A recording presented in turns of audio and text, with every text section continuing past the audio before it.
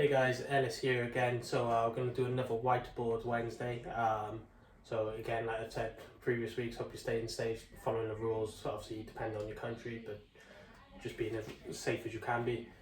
So we're going to look at routines and habits today. So I think it's quite an important one, especially like as we're getting closer to the lockdown being lifted. It's just important now to start getting yourself into some routines, creating good habits, removing bad habits you might have picked up. Better starting in now rather than just when like work and stuff comes back, if you've been furloughed or whatever, just being thrown straight into it and having to sort yourself out. And if you've picked up bad habits, about just trying to reduce and remove them before they become permanent habits as well. So we're going to go through routine first, and then we'll look at creating good habits, removing your bad habits eventually as well. And then I'm going to set you some challenges at the end as well for you to take away and have to practice yourself. So our first thing when you come to setting a routine is you want to outline your day. So obviously I know quite a few people now have been furloughed, so it's quite hard to sort of set the day, because most people would base their day around their work. So if they worked a 9 to 5, they know they had either before 9 a.m. to do stuff, they had after 5 p.m, but then obviously given traffic, stuff like that, that would play a major part. So I would say outline your day first, so things you need to prioritize should be first when it comes to setting a routine. So things like sleep, eating, so like what time you're going to have your meals. Obviously with a routine, it is, you write it out, it's never by the book. You might finish things earlier, you might do things later, like if you pick up overtime in work and you need the money, your routine's going to go downhill, but you need the money, so sometimes things will get in the way, but it's a good guideline. So I always use it as a guideline, don't follow it too religiously, otherwise it'll just be a pain. So things like work, sleep, hobbies. So if you play football and you know you're on a 7 p.m, on a Tuesday night you got football training, 12 p.m. you got a match, you know how roughly how long them things are. You write them in first because you can't change them unless obviously you give that thing up. So write them down first, and then base your day around that. Then I look at setting a sleep and a wake time. I've talked about briefly in previous episodes as well. It's quite important to get a nice sleep and wake cycle. See if you can wake up naturally rather than using external waking methods such as an alarm. It'll do your body the world of good, but again, easier said than done. Like most people use an alarm. If I didn't have my alarm during this lockdown, I'd be up at 1 p.m. every day. So just because I'm going to bed late playing Warzone and stuff.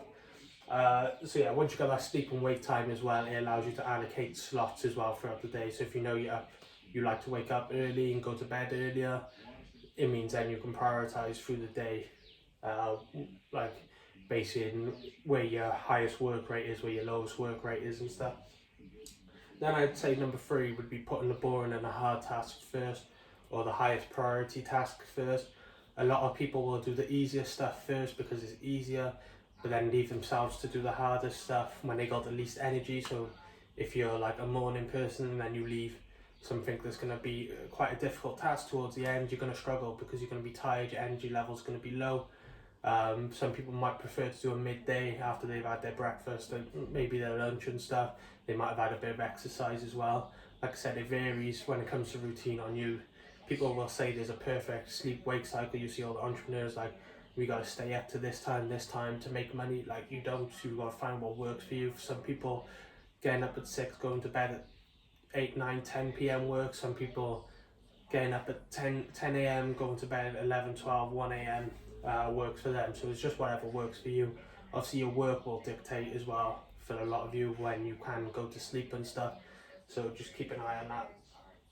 Then I would say, like, well, especially now, obviously in lockdown, if you have been furloughed, try and put some downtime breaks in there. So if you do something you enjoy, so I was trying to put them in like midday, so between like 12 to 3 p.m, and then towards the night then, just so you got something to look forward to. You can break up your day, so do a bit of work in the morning. So I know a lot of you are finishing uni now, so do half your essay in the morning, treat yourself to hour, 2 hours of a bit of fun, things you enjoy. So whether that's like educational stuff for your work or stuff, but like the stuff you enjoy learning about, whether it's watching like YouTube tutorials, etc., Just find something you enjoy. Just take your mind off it, help you relax a little bit, and that should help you. And then I just say create a to-do list as well, and then just list them down, number order, which one's the highest priority, tick them off as well. So sometimes you don't need an actual routine. Some people will work better with a to-do list. I've sort of strayed away from the routine I set myself at the initial lockdown, and now I've just got a to-do list, so I'll just do little tasks every day now which I need to get done. So whether it's creating a video, doing a workout, to just tick it off, then I know it's done. It's not a routine, but as long as I can say it's done, it's done. It will get you so far. I say a routine is better, but a routine is easier to stick to when you're in work, etc. as well. So that's it for routine. So go through it again quickly, outline your day, set yourself a sleep and a wake time, put the boring and the hard tasks first, put downtime breaks in where you can, and create a to-do list as well.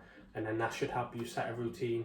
I'd say start getting into it now, because places like England, I think they've released their lockdown a lot earlier. So just if you can get into that routine to start with now, I think it'll go a long way. And then people will make excuses, they haven't got time to go to the gym and stuff. If you create yourself a set day, is you can look, then you're like, right, here's where I got a time slot, here's where I can go to the gym, here's where I can do this, here's where I can do that. I think a lot of people's problem is they just wing things. Whereas if you just go into it, you're like, right, this time I'll do this. Like I said, you're not going to stick to it religiously, but if you can sort of give yourself a guideline of, right, if I do this at this time, it means I can do this at this time. And I just find it works for most people. So just create that routine, it'll go a long way. It'll help you financially, with your fitness goals, with everything in life. Routine's just number one. So we're going to look at number 2 of this episode, is creating yourself a new habit. So I always say, when you're creating a new habit, why do you want to create that habit? I always look at why. Like when you start a fitness journey, why do you want to start a fitness journey? That's usually going to be the motivation. It's usually intrinsic, so within yourself. There can be a bit of extrinsic motivation towards it, but it's mostly intrinsic, so internal motivation. So look at the why. Once you've figured out the why, then look at the how you're going to do it.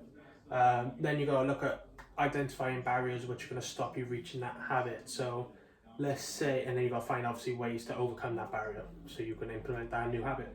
So let's say you're not walking enough. You've got a dog, you don't take your dog out. So why do you want to walk? Because your energy levels feel low. You've started increasing body fat because all of a sudden through the lockdown you've become less active, you've become more idle at home, play more video games, etc. So then look at how you're going to do it, and then obviously removing any barriers. So I know one person who will set everything out the night before, so he likes to listen to a podcast. So he downloads a podcast the night before, sets his clothes out, gets his like walking shoes or whatever trainers he's going to wear. Everything is ready, so when he gets up, he literally don't have to think of, oh, what am I going to wear today? You can just pop it on, get his dog on the lead and walk out. He's got his podcast ready, so he's not fiddling around. Once you start fiddling, that's when you sort of make them excuses not to do it. So just try and find what excuses you will make, write them down, and then just obviously try and eradicate that excuse by removing it. So a author who wrote a book called The Power of Habit, Charles Duhigg, I think his name was. I think I'm saying it right anyway. So he said all habits are formed by a cue or a trigger. Then the habit itself is formed, and then you look at a reward for that habit. So let's say, we'll take that walking example again. So the cue or the trigger would be setting your alarm or naturally waking up at, let's say, 7:30, which is rough time. So 7:30. The habit then would be turning the alarm off, getting dressed, getting out of bed, getting dressed, brushing your teeth, getting the dog, walking. Then the reward for that would be obviously higher energy levels, increased NEAT, so non-exercise activity thermogenesis, higher calories burned, potentially more fat loss. If you can sort of identify every cue, so identify the cue that's going to trigger that habit, then look at the habit itself, so everything you need to do to form that habit, and then look at what the reward that habit is going to reward you with, then it'll be a lot easier forming new and good habits. So that's pretty much it for habit setting. Then we're going to look at removing or reducing habits. So you'd obviously want to remove or reduce a bad habit. So whether it is spending too much time on social media, smoking fags, drinking too much, whatever the habit is you formed, we're just going to look at removing or reducing it. So I always say reduce before you remove. If you've smoked, you'll probably know about going cold turkey. It works for so long, but then your body just forms a certain response and then you crave. If you've gone cold turkey from chocolate for, like, let's say Lent or something, you've experienced that sort of relapse and you've craved that chocolate and you've failed. So reduce before you remove. So first thing I say to my clients, if they do smoke and they are looking at reducing or getting rid of that habit, obviously if they want to carry on smoking, don't recommend it, but if they want to, like, who am I to say they can't?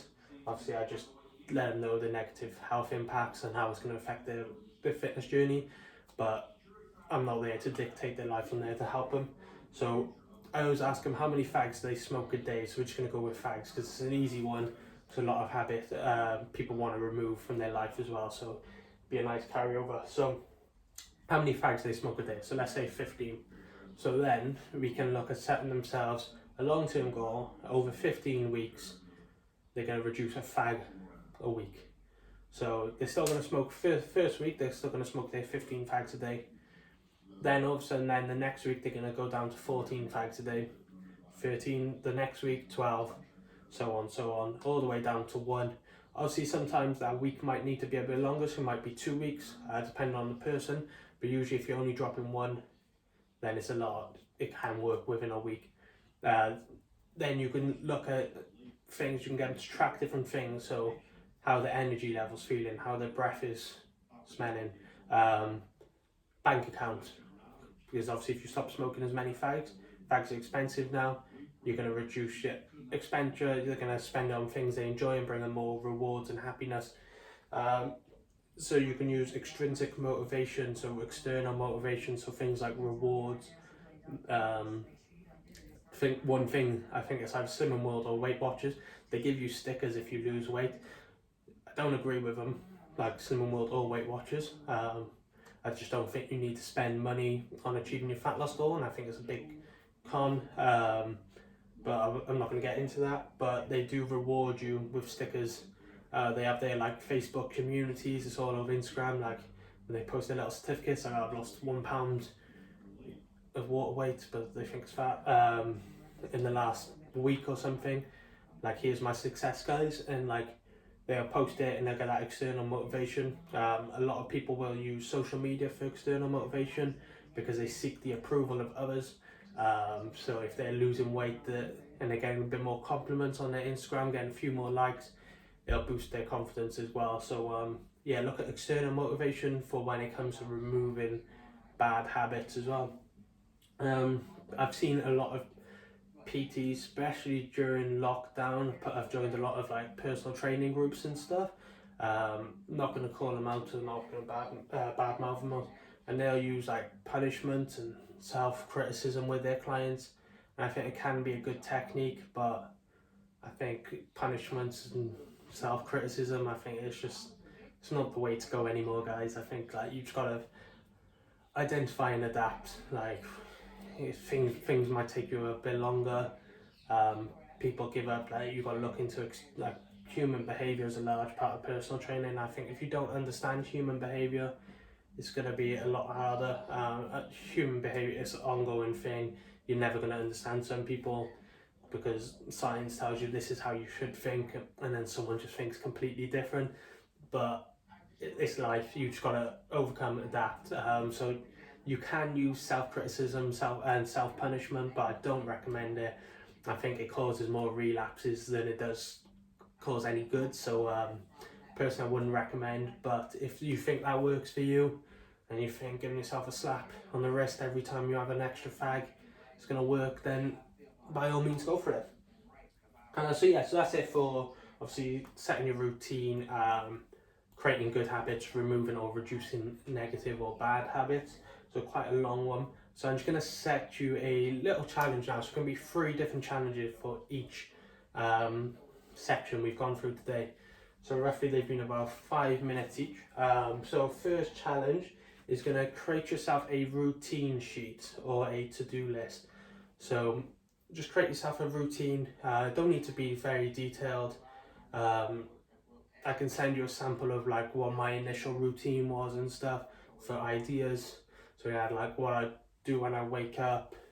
It weren't very detailed. Again, you can make it as detailed as you want. I'm very simplistic, so I just like things simple. Just do this. Like, I don't want a whole detail of how to brush my teeth. Like, you gotta go anti-clockwise this way, then clockwise this way. Just simple for me. But if you want to do it detailed, knock yourself out.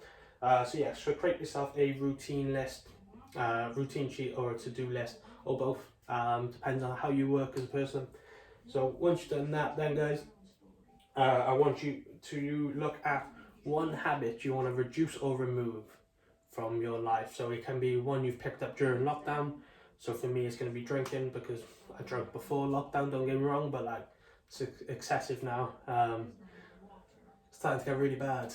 Not that bad, but still. So yeah, look at one habit you want to reduce, look at how you're going to do it, what you're going to use to motivate you. Write it down, it's very important. Then I want you, final one, to look at one habit you want to pick up.